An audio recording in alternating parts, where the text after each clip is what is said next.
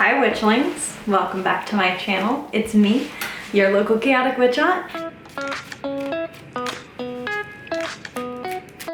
And I am so excited to make this video today. I'm still trying to fix my veil a little bit because I just put it on and feel a little messy. I wanted to share just something wonderful, I think, that I did. So I celebrated the Epiphany for the first time in like generations in my family, and it was really nice. If you don't know what the Epiphany is, it is kind of a Catholic tradition or a Christian tradition. It's big in Italy. Like there's a whole feast. We have Befana, the witch who comes on the eve of the Epiphany and gives good children candy and bad children onions, garlic, and coal. I'm a Befana stan. Around Christmas time, my mom kind of had this like flood back of memories of Befana in my great-grandma Magisnona's kitchen, and I actually started exploring it. And I was able to I guess revive the tradition in a way, because it is a tradition that we lost over the past like 2 generations. I was able to revive it in a way, in my own way. I did a house purification spell. It was great. I did a traditional one. It was out of this book, which is the Book of Spells, Blessings, and Folk Magic by Sister Carol. I actually have it dog marked. It's the Three Kings House Blessing. It's on January 6th, the Feast of the Magi, who experienced an epiphany on that day. Love it. And you can also find a version of the Three Kings House Blessing in podcasting Anthony's Tongue. But as we kind of approach this new year, we approach 2022, I wanted to start sharing more of the holidays that I participate in personally with you guys, because the last year has kind of been dedicated to a Sabbath series in which I go over like the Wheel of the Year, which is, you know, not everyone celebrates. And within this, this year in 2022, I wanted to share more of my personal traditions with you guys, specifically the holidays that I observe and celebrate. Winter is a very big time. We got the winter solstice, we got Christmas, and then we got the Epiphany. So those are 3 holidays right there that are all together. But I feel like coming into this new year, I would love to start talking more about my practice as a Italian-American folk witch, as a folk witch in general, and what that kind of looks like for me, because it looks different for everyone. And yeah, I wanted to start by talking about the Epiphany. This is a tradition that other Italian-American folk witches participate in as well, and even people who aren't Italian-American folk witches, they're just Christians.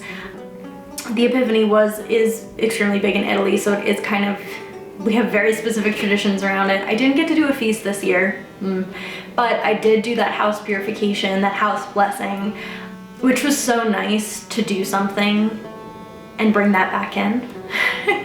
It was so nice. But within this new year, the new holidays that I'll be talking about, you'll see a lot of elements like saint feast days, or days specific to my gods, like Nemoralia, which I talked a little bit about last year, and I didn't get to celebrate it as much as I think I wanted to. But these things are traditions that, even though they are Catholic in nature, my ancestors celebrated, and there are witchy things that you can do on those days because folk practices are, for the most part, syncretized with Catholicism or Christianity. At least in Italian folk magic, there's a lot of syncretism. A lot of people have asked me for book recommendations to talk about my Italian folk magic. This is a big one, Sister Carol's book.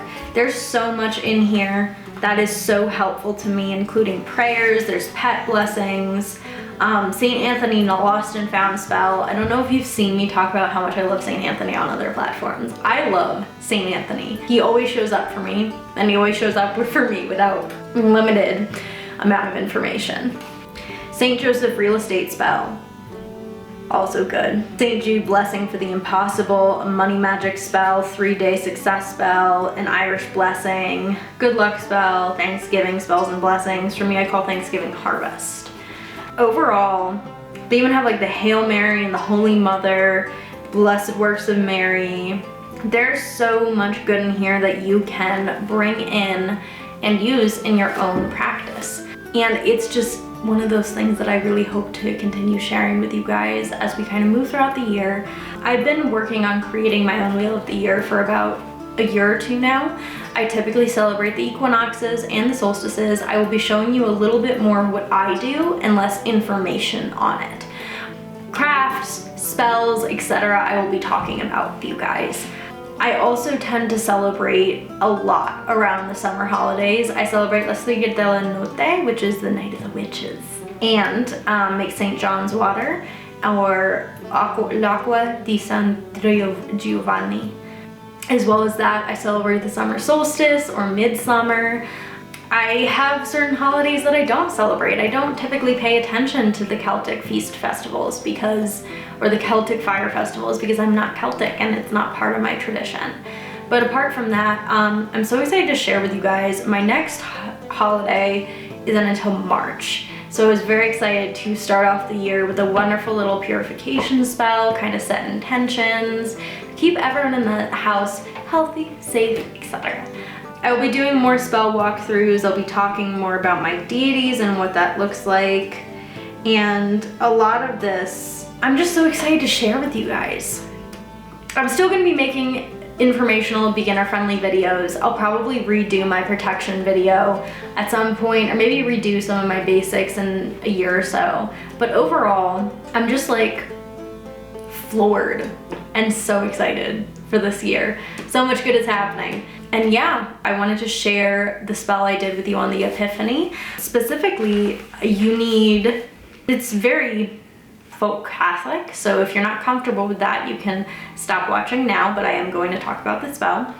You need something for carving. I used porcupine quills, a white candle, a green candle, oil for anointing, incense, holy water, evergreen branch, white chalk, and they said We Three Kings as a background music. I did not do that.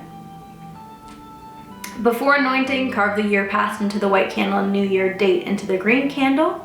If you are moving into a new home, which this spell is also good for, carve the date you moved out of your previous home in the white candle and the date you move into the new home on the green candle.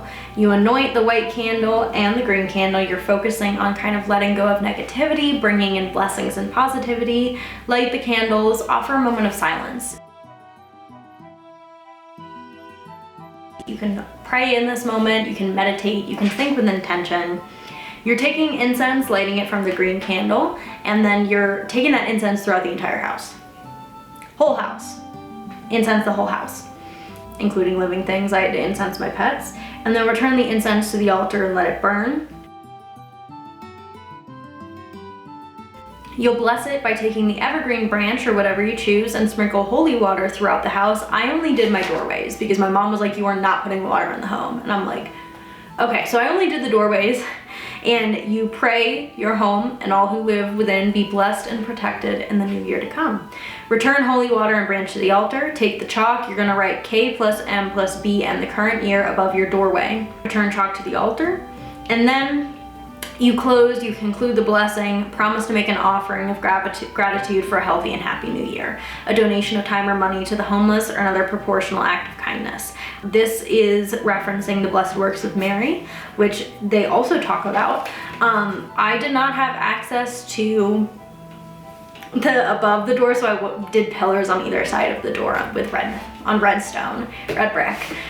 And if you want to, reformat it, get the book and kind of change things a little, I would do that. That was a very brief synopsis. And I did almost that to the T because you don't fuck with tradition sometimes. And that is a very traditional spell. If you're interested, you can also find a rendition of the spell, like I said, on the podcast St. Anthony's Tongue Under the Three Magi episode. One of my favorite podcasts, very much talks about folk magic, saint work, all these things that I love dearly.